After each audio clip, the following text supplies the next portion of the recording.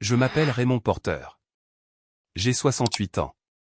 Et mardi dernier, j'ai regardé les fossoyeurs descendre ma fille unique dans la terre gelée du cimetière Cedar Hill, à Minneapolis. La neige tombait doucement. Le vent était glacial. Mais le pire n'était pas encore arrivé. Avant même que le prêtre n'ait terminé sa dernière prière, mon gendre m'a attrapé par le bras. Il s'est penché vers moi, très près, et a murmuré. « Tu as 48 heures pour vider tes affaires de la maison du lac. Après ça, je change les serrures. » Puis il m'a souri. Oui, il m'a réellement souri. Comme un homme qui vient de remporter une victoire. Mes mains tremblaient. Pas à cause du froid. Pas à cause du chagrin. Non. C'était autre chose. Quelque chose de plus sombre. Quelque chose qu'il ne pouvait pas voir.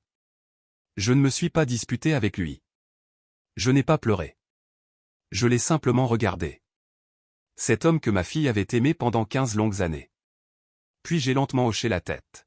« Très bien, Derek », ai-je dit calmement.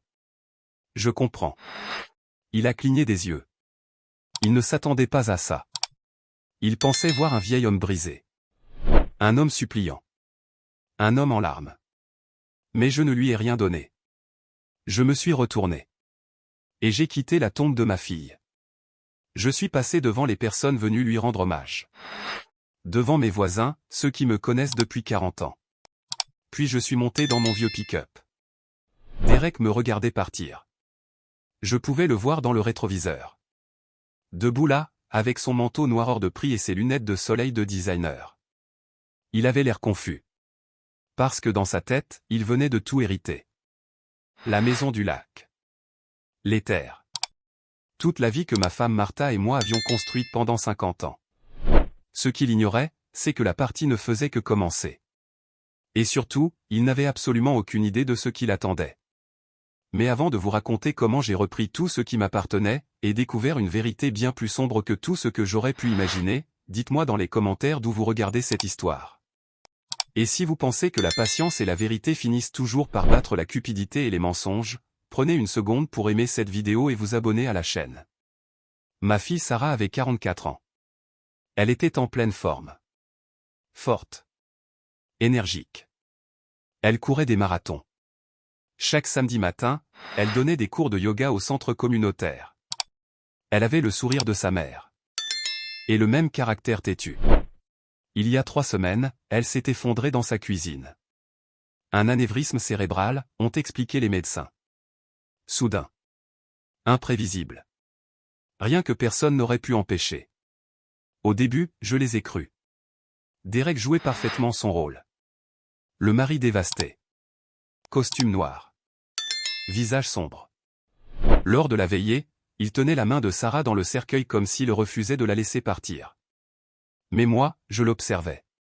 Toute ma vie, j'ai observé les gens. 60 ans dans le bâtiment vous apprennent une chose essentielle. Lire les visages. Reconnaître les menteurs. Repérer les tricheurs. Identifier ceux qui coupent les coins quand ils pensent que personne ne regarde. Et les yeux de Derek n'étaient pas humides. Il calculait. Toutes les quelques minutes, il jetait un regard rapide à son téléphone. De petits regards furtifs, comme s'il attendait quelque chose d'important. La réception après les funérailles s'est tenue dans ma maison du lac. La maison que Martha et moi avions construite ensemble il y a 35 ans. Derek jouait l'hôte. Il servait les boissons. Recevait les condoléances. Il se comportait déjà comme le propriétaire des lieux. Et selon lui, c'était exactement ce qu'il était devenu. Quand le dernier invité est parti. Quand les plats ont été rangés. Quand les fleurs ont commencé à faner sur la grande table de la salle à manger. Derek m'a coincé dans la cuisine. « Raymond », a-t-il dit. J'ai immédiatement remarqué quelque chose. Il ne m'appelait plus au papa. Cela faisait déjà des mois. Nous devons parler de la situation concernant la propriété. La situation concernant la propriété ? Ai-je répété, la voix fatiguée après une journée entière à retenir mes larmes. Il a ouvert sa mallette. Puis il en a sorti un dossier rempli de documents juridiques. Il les a étalés sur le plan de travail, comme un joueur distribuant des cartes. Sarah m'a transféré la maison du lac il y a 6 mois, a-t-il déclaré. grâce à une procuration. Elle voulait que je gère toutes les questions immobilières. Puis il a ajouté. Tu sais à quel point elle était stressée par l'argent. J'ai regardé les papiers.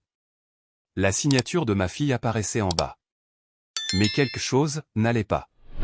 Le S de Sarah était trop serré. Trop contrôlé. Sarah écrivait toujours avec de grandes lettres rondes. Exactement comme sa mère. Mais elle ne m'a jamais parlé de ça, ai-je dit calmement. Le sourire de Derek s'est légèrement durci. Mais elle ne te disait pas tout, Raymond. Puis il a continué. La vérité, c'est que cette maison aurait dû être à notre nom depuis longtemps. Tu vis ici gratuitement, en utilisant nos ressources. Nos ressources. La maison que j'avais construite de mes propres mains. Le terrain que mon père avait acheté pour $300 en 1952. Tu as 48 heures, a repris Derek d'une voix froide. Prends tes affaires et pars. Cette propriété est à moi maintenant, et je vais la vendre. Un promoteur de Chicago offrait 2,3 millions de dollars pour les parcelles au bord du lac. Je ne vais pas perdre ce contrat parce que tu veux rester ici à te lamenter. 2,3 millions. Pour une terre qui appartenait à ma famille depuis 3 générations. Je devais être furieux. Je devais crier. L'accuser de mensonge. Mais au lieu de ça, un froid profond s'est installé dans mes os. Le même froid que j'avais ressenti quand Martha est morte, 12 ans plus tôt. Ce froid qui murmure. Arrête. Réfléchis. Planifie. Très bien, Derek, ai-je dit calmement. Je serai parti jeudi. Il a éclaté de rire. Sérieusement? Pas de dispute? Puis il a ajouté. Je pensais que tu rendrais ça difficile. À quoi bon? Ai-je murmuré avec une voix fatiguée. Tu as les papiers. Sarah les a signés. Je ne suis qu'un vieil homme qui n'a plus rien. Il m'a tapé l'épaule. Comme on félicite un chien bien dressé. Sage décision, Raymond. Puis il est parti. J'ai entendu le moteur de sa Mercedes démarrer dans l'allée. Les graviers ont craqué sous les pneus. J'ai attendu que le silence revienne complètement. Puis je suis allé dans la chambre. Dans l'armoire que je n'avais pas ouverte depuis la mort de Martha. Au fond, derrière ces vieilles robes qui portaient encore son parfum, se trouvait un petit coffret verrouillé. À l'intérieur, il y avait un numéro de téléphone que j'avais toujours espéré ne jamais devoir utiliser. J'ai pris mon téléphone. Et j'ai composé. Le cabinet de Margaret Chen, répondit une voix. Dites à Margaret que c'est Raymond Porter, ai-je dit. Puis j'ai ajouté. Et dites-lui que je dois utiliser la faveur de 1987. Un silence. Puis. Un instant, Monsieur Porter. 30 secondes plus tard. Margaret Chen était en ligne. L'avocate en droit successoral la plus redoutée du Minnesota. La femme qui gérait les affaires juridiques de ma famille depuis 40 ans. Raymond, dit-elle doucement. J'ai appris pour Sarah. Je suis vraiment désolé. Puis sa voix est devenue froide. Très froide. Dis-moi, qu'est-ce qu'il a fait? Je lui ai tout raconté. Et quand j'ai terminé, Margaret est restée silencieuse pendant un long moment.